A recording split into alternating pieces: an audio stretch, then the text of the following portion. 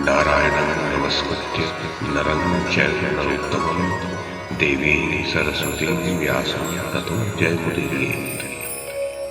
ओम नमो भगवते वासुदेवाय, ओम नमः पितामहाय, ओम नमः प्रजापतिभ्यः, ओम नमः कृष्णद्वैपायनाय, ओम नमः सर्वविघ्नविनायकेभ्यः।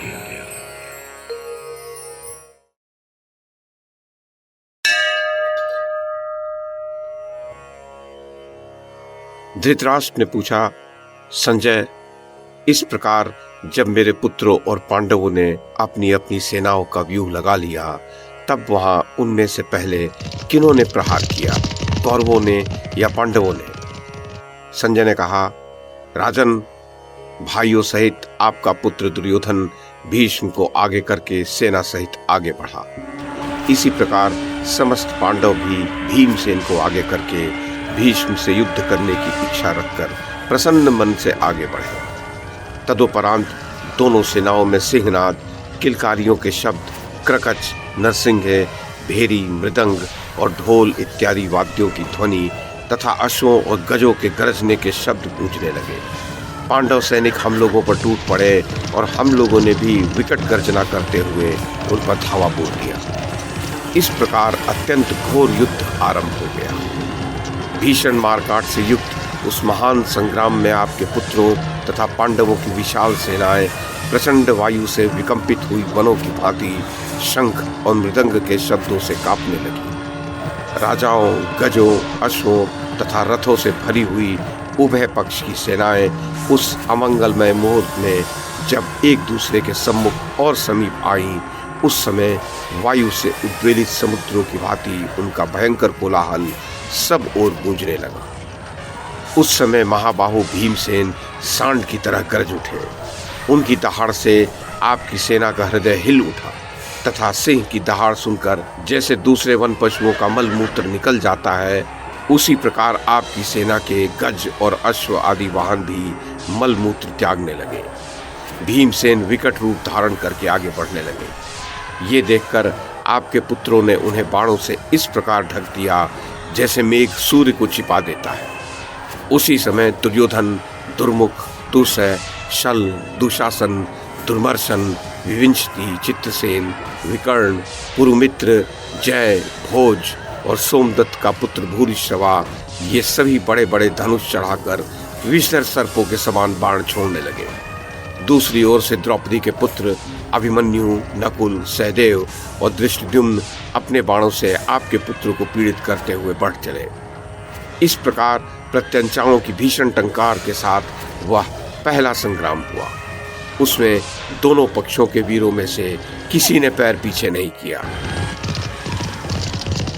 उसके पश्चात शांतनुनंदन भीष्म अपना काल दंड के समान भीषण धनुष लेकर अर्जुन के ऊपर झपटे और परम तेजस्वी अर्जुन भी अपना जगत विख्यात गांडीव धनुष चढ़ाकर भीष्म पर टूट पड़े। वे दोनों कुरुवीर एक दूसरे को मारने की इच्छा से युद्ध करने लगे। भीष्म ने अर्जुन को बींध डाला, फिर भी अर्जुन टस से मस न हुए। उसी प्रकार अर्जुन भी भीष्म जी को संग्राम से विचलित नहीं कर सके। इसी समय सात्विकी ने कृतवर्मा पर आक्रमण किया। उनका भी बड़ा भीषण और रोमांचकारी युद्ध होने लगा। महान धनुर्धर कौशलराज बृहद्बल से अभिमन्यु भिड़ा हुआ था। उसने अभिमन्यु के रथ की ध्वजा को काट दिया और सारथी को भी मार डाला। इससे अभिमन्यु को बड़ा क्रोध हुआ। उसने 9 बाण छोड़कर बृहद्बल को बींध दिया तथा 2 तीखे बाण छोड़कर एक से उसकी ध्वजा काट दी और दूसरे से सारथी और चक्र रक्षक को मार गिराया। भीमसेन का आपके पुत्र दुर्योधन से संग्राम हो रहा था। वे दोनों महाबली योद्धा रणांगन में एक दूसरे पर बाणों की वर्षा कर रहे थे। उन चित्रयोधी वीरों को देखकर सभी को बड़ा विस्मय हो रहा था। उसी समय दुशासन महाबली नकुल से भिड़ गया और दुर्मुख सहदेव पर चढ़ आया और बाणों की वर्षा करके उसे व्यथित करने लगा। तब सहदेव ने एक बहुत ही तीखा बाण छोड़कर उसके सारथी को मार डाला।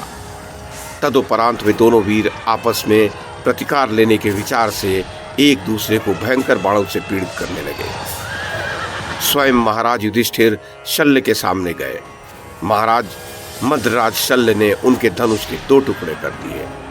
धर्मराज ने तुरंत ही दूसरा धनुष लेकर मद्रराज को बाणों से आच्छादित कर दिया। धृष्टद्युम्न द्रोणाचार्य के सामने गया। द्रोणाचार्य ने कुपित होकर उसके धनुष के 3 टुकड़े कर दिए और फिर एक कालदंड के समान बड़ा भीषण बाण मारा जो उसके शरीर में घुस गया। तब धृष्टद्युम्न ने दूसरा बाण लेकर 14 बाण छोड़े और द्रोणाचार्य जी को बींध दिया। इस प्रकार वे दोनों वीर क्रोध में भरकर बड़ा तुमुल युद्ध करने लगे। शंख ने बड़े वेग से सोमदत्त के पुत्र भूरिश्रवा पर धावा किया और खड़ा रह कहकर उसे ललकारा। तदुपरांत उसने उसकी दाहिनी भुजा काट डाली।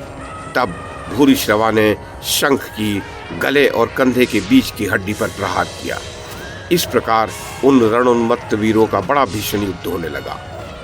राजा बाल्लिक को संग्राम में देखकर चेदी राज दृष्टकेतु सामने आया और सिंह के समान गरज कर उन पर बाण बरसाने लगा। उसने 9 बाण छोड़कर राजा बाल्लिक को बींध दिया। फिर वे दोनों वीर क्रोध में भरकर गर्जना करते हुए एक दूसरे से लड़ने लगे। राक्षस राज अलम्बुश के साथ क्रूर कर्मा घटोत्कच भिड़ गया। घटोत्कच ने 90 बाण मारकर अलम्बुश को छेद डाला तथा अलम्बुश ने भी भीम सुवन घटोत्कच को झुकी नोक वाले बाणों से छलनी कर दिया। महाबली शिखंडी ने द्रोण पुत्र अश्वत्थामा पर आक्रमण किया। तब अश्वत्थामा ने तीखे तीरों से बींधकर शिखंडी को अधीर कर दिया। तदुपरांत शिखंडी ने भी एक अत्यंत तीखे बाण से द्रोण पुत्र पर चोट की। इस प्रकार वे संग्राम भूमि में एक दूसरे पर नाना प्रकार के बाणों से प्रहार करने लगे। सेना नायक विराट महावीर भगदत्त से भिड़ गए और उनका घोर युद्ध होने लगा। मेघ जिस प्रकार पर्वत पर जल बरसाता है उसी प्रकार विराट ने भगदत्त पर बाणों की वर्षा की और मेघ जैसे सूर्य को ढक लेता है वैसे ही भगदत्त ने राजा विराट को अपने बाणों से आच्छादित कर दिया।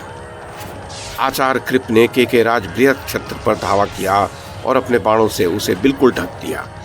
इसी प्रकार के राज ने कृपाचार्य को बाणों में विलीन कर दिया। उन दोनों ने एक दूसरे के अश्वों को मारकर धनुष काट डाले। इस प्रकार रथहीन होकर वे खड़ग युद्ध करने के लिए आमने सामने आ गए। उस समय उनका बड़ा ही भीषण और कठोर युद्ध हुआ। राजा द्रुपद ने जयद्रथ पर आक्रमण किया।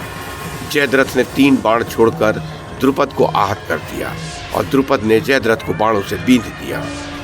आपके पुत्र विकर्ण ने सुतसोम पर धावा किया। तब तो दोनों में युद्ध ठन गया। उन दोनों ने एक दूसरे को बाणों से बींध दिया, परंतु उनमें से किसी ने भी अपने पैर को पीछे नहीं किया। महारथी चेकितान सुशर्मा पर चढ़ आया, किंतु सुशर्मा ने भीषण बाण वर्षा करके उसे आगे बढ़ने से रोक दिया।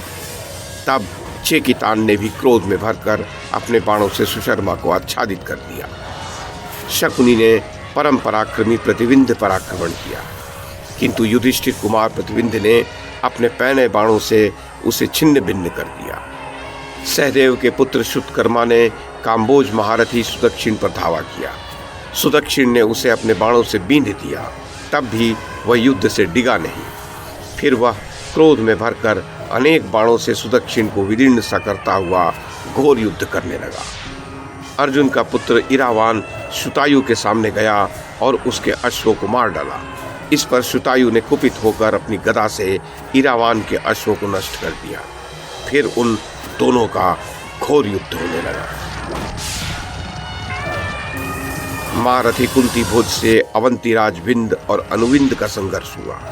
वे अपनी अपनी विशाल वाहिनियों सहित संग्राम करने लगे। अनुविंद ने कुंती भोज पर गदा चलाई और कुंती भोज ने तुरंत ही उसे अपने बाणों से ढक दिया। कुंती भोज के पुत्र ने बाण बरसाकर विंद को व्यथित कर दिया और विंद ने उसे अपने बाणों से विदीर्ण कर दिया। इस प्रकार उनमें बड़ा अद्भुत युद्ध होने लगा। के देश के 5 सहोदर राजपुत्र गंधार देश के 5 राजकुमारों से युद्ध करने लगे। साथ ही उन दोनों देशों की सेनाएं भी भिड़ गईं। आपका पुत्र वीर बाहु राजा विराट के पुत्र उत्तर से लड़ने लगा और उसे अपने पैने बाणों से बींध दिया। इसी प्रकार उत्तर ने भी तीखे तीखे तीर छोड़कर उस वीर को व्यथित कर दिया। चेदी राज ने उलूक पर धावा किया और बाणों की वर्षा करके उसे पीड़ित करने लगा तथा उलूक ने भी उसे तीखे तीखे बाणों से बीधना आरंभ किया। इस प्रकार एक दूसरे को विदीर्ण करते हुए उनका बड़ा भीषण युद्ध होने लगा।